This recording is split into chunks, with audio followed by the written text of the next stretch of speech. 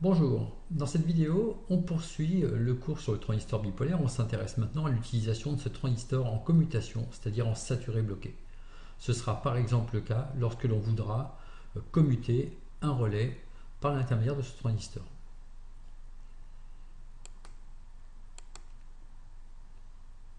Alors précédemment, on a vu le réseau de caractéristiques de sortie du transistor. Donc je vous le rappelle ici, ce réseau de caractéristiques, il est tracé dans le plan VCE-IC, ce qui correspond à la sortie du transistor, l'entrée se faisant par l'intermédiaire de la jonction base émetteur. On trace donc le réseau avec différentes valeurs de IB constantes en faisant varier VCE et on voit comme ça l'évolution de IC dans le plan IC fonction de VCE. Alors, sur une partie de la caractéristique, on constate que IC est égal à bêta fois IB de façon quasiment constante, avec un coefficient bêta pratiquement constant. Donc là, on est dans ce qu'on appelle la zone de fonctionnement linéaire, celle pour laquelle on obtient l'effet transistor. Dans la zone de saturation, cette fois-ci, on peut constater que le courant ici progresse beaucoup moins vite au niveau de IC. Et même pour les toutes petites valeurs de VCE, IC reste petit et bien en deçà de bêta fois IB. Alors dans cette zone, la jonction base émetteur est passante et la jonction base collecteur est également passante. Et on a donc ici toute une zone pour laquelle IC est plus petit que bêta IB. C'est en cela que l'on va caractériser le phénomène de saturation.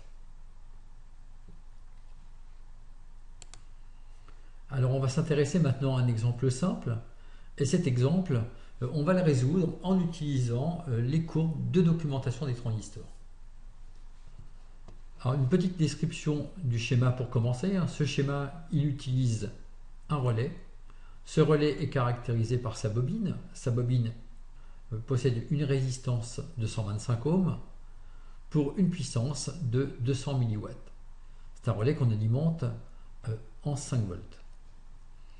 Donc on part logiquement du 5 volts, on utilise le transistor en interrupteur, et donc lorsque le transistor se comporte comme un interrupteur fermé, la bobine verra à ses bornes une différence de potentiel de 5 volts. Alors à partir de là, on a un courant induit au niveau du collecteur du transistor qui vaudra 5 volts, donc la différence de potentiel aux bornes de la bobine, divisé par la résistance de la bobine, ici 125 ohms, donc un courant de 40 mA. Ça signifie que la saturation du transistor devra permettre la circulation d'un courant de 40 mA au niveau du collecteur. Alors pour faire ça, on va utiliser un générateur de tension, ici VCC. Ce générateur de tension VCC, on ne peut pas l'appliquer directement sur la jonction base émetteur, on la détruirait. On va mettre en place une résistance de base, donc notée ici RB, qui va permettre de limiter le courant IB dans la jonction base émetteur.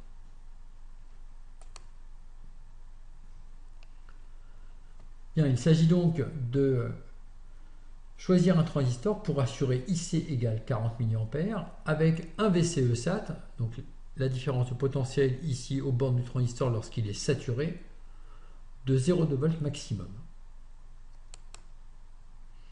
Alors je prends l'exemple pour commencer d'un BC546.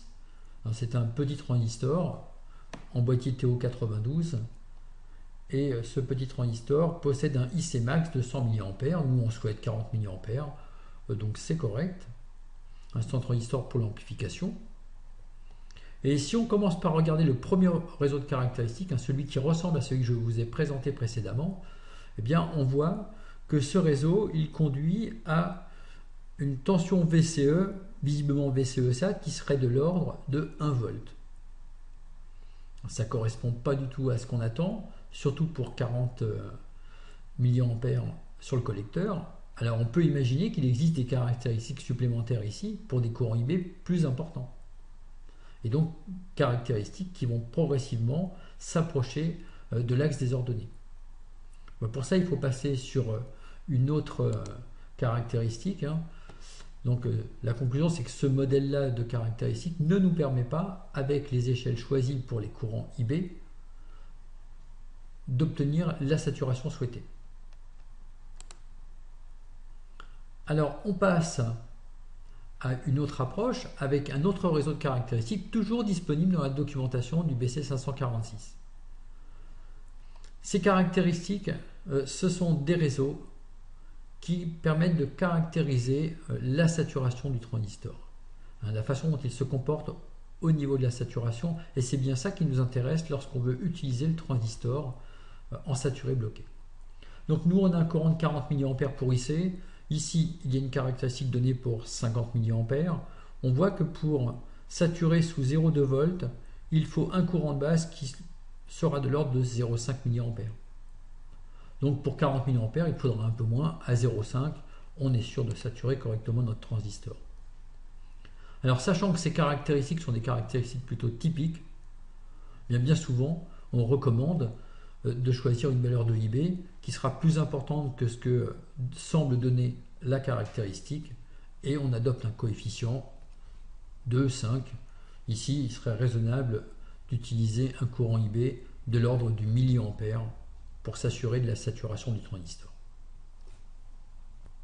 Donc pour conclure, à partir des réseaux de caractéristiques, j'utilise le réseau qui donne la caractéristique de saturation au niveau du collecteur, et je regarde les différentes caractéristiques, je positionne à peu près la mienne en fonction du courant souhaité au niveau du collecteur, et comme ça je valide la tension VCE pour une valeur de IB donnée.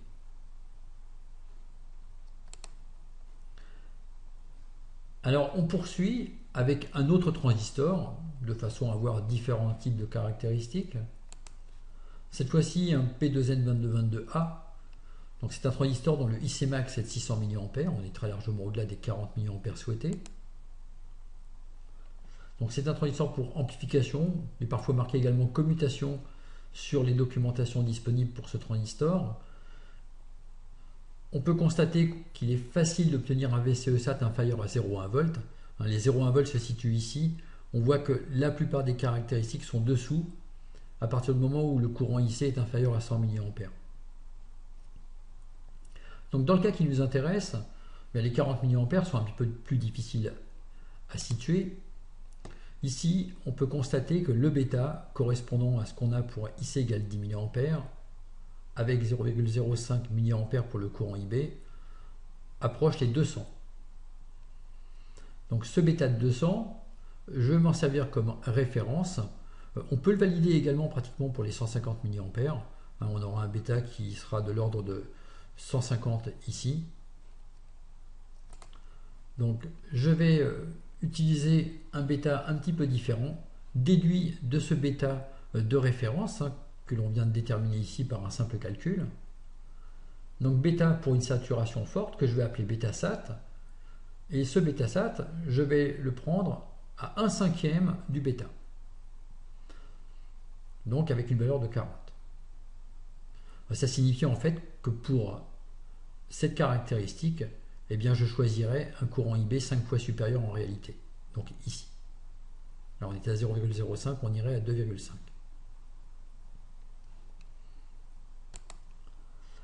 À partir de là, on en déduit un IB min, c'est-à-dire IC sur bêta SAT, 40 mA sur 40, donc il nous faut un courant minimum de 1 mA. Alors on va se situer à peu près sur cet axe-là, avec une caractéristique qui pour 40 mA ressemblerait certainement à ceci.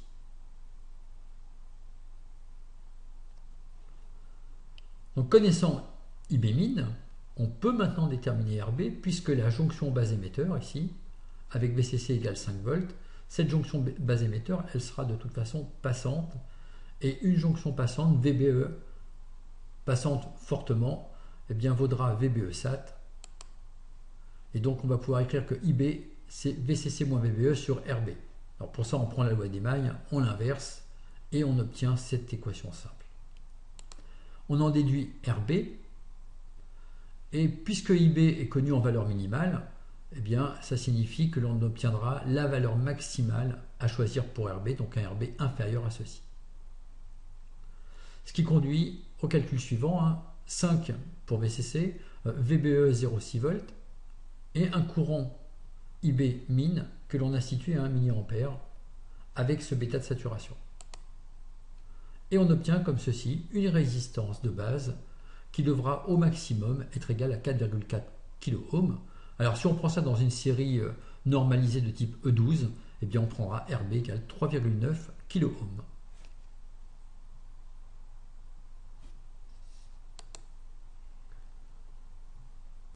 Alors plus généralement, pour déterminer si le transistor est bloqué ou saturé, on va utiliser une méthodologie, et cette méthodologie, elle est proche de celle que l'on a utilisée pour la diode. Je remplace le transistor par son modèle dans un état présumé, bloqué ou saturé, et je vérifie si les hypothèses sont validées. Alors attention tout de même, on a vu que ce transistor, il pouvait se situer dans un troisième état. Ne pas être bloqué n'implique pas qu'il soit saturé. Il peut également fonctionner dans sa zone linéaire. Alors les modèles, je vous les rappelle, on les a vus dans la vidéo précédente, et donc ce sont les modèles que l'on va utiliser en remplacement du transistor dans le circuit de départ pour voir si effectivement le transistor est saturé ou bloqué. Alors on prend un exemple simple, la commande d'une LED à partir d'un circuit transistorisé, donc un transistor de type NPN avec sa résistance de limitation de courant au niveau de la jonction base émetteur, donc résistance que je note RB, et un générateur pour attaquer la commande du transistor. Donc VE sera soit égal à 0 volts, soit égal à 5 volts.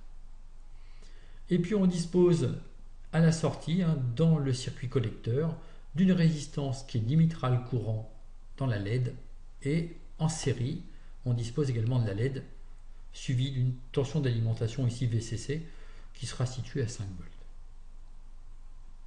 Alors on considère que le bêta du transistor est de l'ordre de 150 et également que la tension aux bornes de la diode lorsqu'elle est parcourue par un courant est de l'ordre de 1,9 volts. Donc ça veut dire que lorsque la diode s'allumera, on aura à peu près à ces bornes une tension V0 égale à 1,9 volts. Alors je m'intéresse à l'état du transistor pour VE égale 0 volts. Donc pour faire ça, je remplace le transistor Q par son modèle à l'état bloqué et je vois maintenant si je peux valider les hypothèses associées à ce modèle. Donc on a simplement remplacé le transistor, ici le collecteur, l'émetteur, la base. De toute évidence, le courant IC est nul, il peut circuler nulle part. Également le courant IB nul, puisqu'il ne peut circuler nulle part.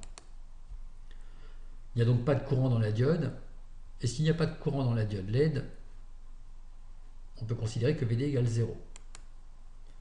Quant à la branche de sortie c'est celle-ci. Donc sur cette branche de sortie, on a VCE, donc la tension VCE ici, qui va être égale à VCC moins VD moins RC fois IC. Donc tout ça, parce que IC égale 0, VD égale 0, ça conduit à VCE égale VCC, c'est supérieur à 0, c'est une première condition du modèle qui est respectée.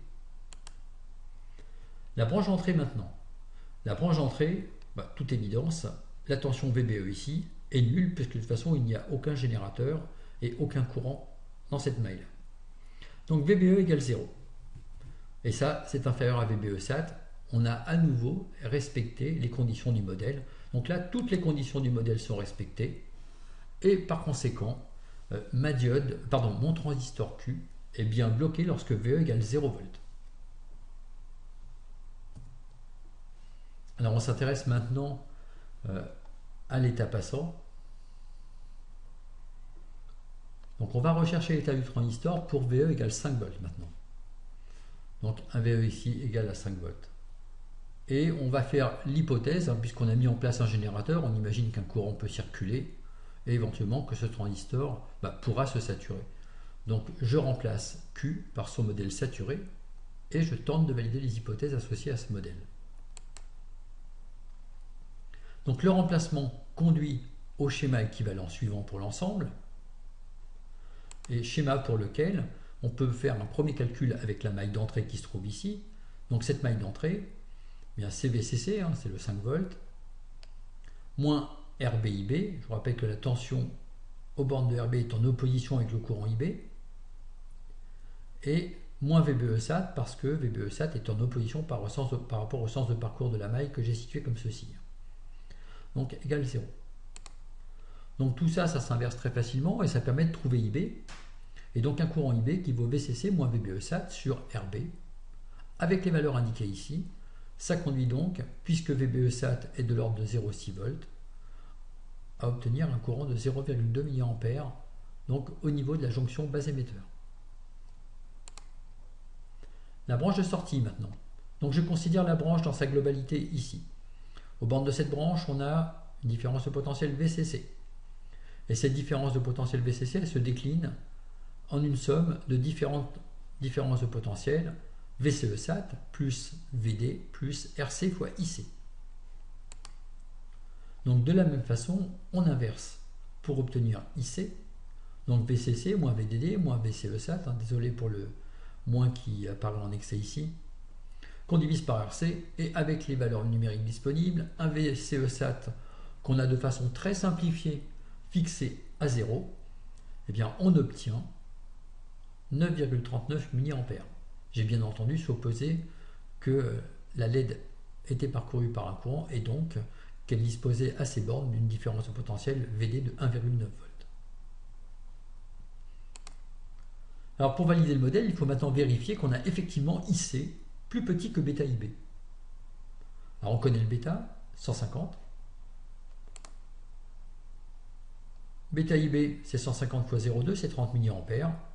C'est plus grand que 9,39. Et donc, je trouve IC plus petit que bêta IB. Par conséquent, on a vérifié les hypothèses du modèle saturé pour VE égale 5 volts. On a bien un IC plus petit que bêta IB. Et donc, le transistor est bien saturé dans ce cas. Voilà, c'est la fin de cette vidéo. Si vous l'avez apprécié, pensez à le notifier sur YouTube. Je vous remercie de l'avoir suivi. À bientôt.